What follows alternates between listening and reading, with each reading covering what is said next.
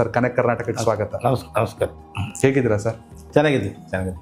ರಾಜಕೀಯಕ್ಕೆ ಅಧಿಕಾರ ಬೇಕಾ ಸಮಾಜ ಸೇವೆಗೆ? ಇಲ್ಲ, ನಾವು ರಾಜಕಾರಣವನ್ನು ಸಮಾಜ ಸೇವೆ ಅಂತ ಸ್ವೀಕಾರ ಮಾಡಿದ ಹೊರತು ಯಾವುದೇ ವ್ಯಾಪಾರ ಗುತ್ತಿದಾರಿಕೆ ಮಾಡೋದು ವ್ಯವಹಾರ ಮಾಡೋದು ನಾವು ಮಾಡಿಲ್ಲ.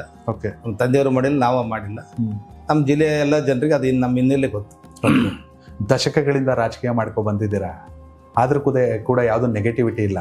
ಬಟ್ ಮೇಲಿಂದ ಮೇಲೆ ನಿಮ್ಗೆ ಅನ್ಯಾಯ ಆಗುತ್ತೆ ಅಂತ ನಾವು ಬೆಂಗಳೂರಲ್ಲಿ ಕೂತ್ಕೊಂಡು ನೋಡಿದಾಗ ಅನ್ಸುತ್ತೆ. ಇಲ್ಲ, ಅದು ಸಂದರ್ಭಕ್ಕೆ ಕೆಲವು ನಮ್ಮ ನಿರ್ಧಾರ ತಪ್ಪಿರ್ಬೋದು, ಪಕ್ಷದವರಿಗೆ ಅವರ ತೀರ್ಮಾನ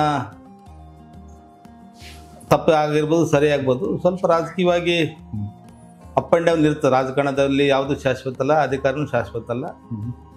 ಬಟ್ ಇರೋಷ್ಟು ದಿವಸ ನಮ್ಗೆ ಯಾವಾಗ ಅವಕಾಶ ಸಿಗ್ತದೆ ಅದು ಜನರ ಸೇವೆ ಮಾಡೋಕ್ಕೆ ನಾವು ಅದನ್ನು ಸಮರ್ಪಣೆ ಮಾಡಬೇಕು. ಆ ಒಂದು ಲೈಬಿಲಿಟಿ, ಆ ಒಂದು ಬದ್ಧತೆ ನಾವು ಇಟ್ಕೋಬೇಕಾಗ್ತದೆ. ಈಗ ನಮ್ಮ ತಂದೆಯವರು ಈ ಕ್ಷೇತ್ರದಲ್ಲಿ ಸಾಮಾನ್ಯ ಕ್ಷೇತ್ರದಲ್ಲಿ ಅವ್ರು 4 ಸರಿ ಲೋಕಸಭಾ ಸದಸ್ಯರಾಗಿದ್ದರು. ಅವು ಯಾವುದು ಮೀಸಲಾತಿ ಹೌದು. ಸಾಮಾನ್ಯ ಕ್ಷೇತ್ರದಲ್ಲಿ ಆಗ್ಬೇಕಾದ್ರೆ ಅವರು ಜನಾನುರಾಗಾದರೆ ಅವ್ರಿಗೆ ಅವರ ಒಳ್ಳೆತನಕ್ಕೆ ಅವ್ರಿಗೆ ಗೌರವ ಕೊಟ್ಟು ಅವ್ರಿಗೆ ಯಾವುದೇ ಸಾಮಾನ್ಯ ಕ್ಷೇತ್ರದಲ್ಲಿ ಸಹ ಅವ್ರನ್ನ ಆರಿಸ್ತಾರೆ. ರಾಜಕೀಯದಲ್ಲಿ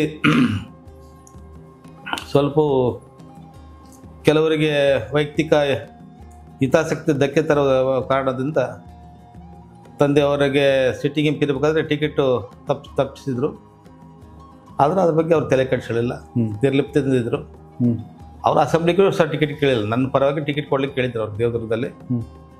ಅದು ಹೈಕಮಾಂಡು ನೀವೊಂದ್ಸರಿ ರಾಜಕಾರಣಕ್ಕೆ ಬರಬೇಕು, ಹಿರಿಯರಿದ್ರಿ, ಯಜಮಾನ್ರಿದ್ರಿ, ನೀವೇ ಸ್ಪರ್ಧೆ ಮಾಡ್ಕೊಂಡು ಸಿದ್ದರಾಮಯ್ಯ ಆಗಿದ್ದ ಕಾಲಕ್ಕೆ ಪರಮೇಶ್ವರ ಅಧ್ಯಕ್ಷರು, PCC ಅಧ್ಯಕ್ಷರು ಒತ್ತಾಯ ಮಾಡಿಸೋ ಅನಿವಾರ್ಯಕ್ಕೂ ಅವರು ಮನಸ್ಸಲ್ಲಿ ಒಪ್ಕೊಂಡು ಅವರು MLA ಶಾಸಕರಾಗಿದ್ದರು. ಓಕೆ. ದೇವದುರ್ಗದಿಂದ ದುರಂತ ವಶಾತ್ ಅವತ್ತು ಯಾರೀಶ್ ಅವ್ರ ಮಗನ ರಿಸೆಪ್ಷನ್ಗೆ ಅಟೆಂಡ್ ಆಗಿ ಹೌದು ಸರ್ ಬರಬೇಕಾದ್ರೆ ರೈಲ್ವೆ ದುರಂತದಲ್ಲಿ ಅವರು ನಮ್ಮ ನಗಲಿ ಹೋದರು.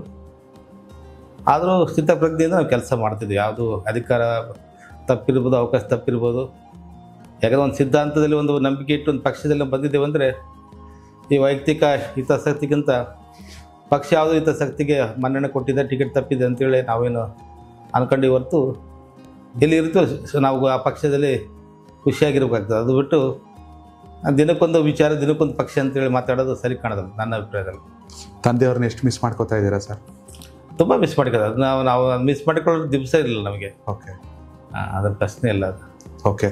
ನಾವೇನಾದರೂ ಅವ್ರಿಗೋಸ್ಕರ ರಾಜಕಾರಣ ಅವ್ರಿಗೋಸ್ಕರ ತ್ಯಾಗ ಮಾಡೀವಿ, ಅವ್ರು ನಮಗೋಸ್ಕರ ಅಂದರೆ ಅವರಿದ್ದರೆ ನಮಗೆ ಸರ್ವಸ್ವ. ನಮ್ಮ ಮನೆಗೆ ನೆರಳು, ಅವ್ರ ಮನೆ ಏನನ್ನ ಒಂದು ಆಶಾದೀಪ ಅಂದರೆ ಒಂದು ಮನೆಗೆ ಒಂದು ಸ್ಫೂರ್ತಿ ಆಯಿತು, ಮಾರಾಲಿಟಿ ಆಯಿತು, ನೈತಿಕವಾಗಿ ಏನಾದರೂ ರಾಜಕಾರಣದಲ್ಲಿ ಹೆಂಗಿರ್ಬೇಕು, ಹೆಂಗೆ ನಡ್ಕೋಬೇಕು, ಜನರ ಜೊತೆ ಹೆಂಗಿರ್ಬೇಕಂತ ಅವ್ರು ನೋಡಿ ನಾವು ಕಲ್ತ್ಕೊಂಡ್ವಿ ಹೊರತು. ಕನೆಕ್ಟ್ ಕರ್ನಾಟಕ ಇದು ನಿಮ್ಮ ನೆಟ್ವರ್ಕ್.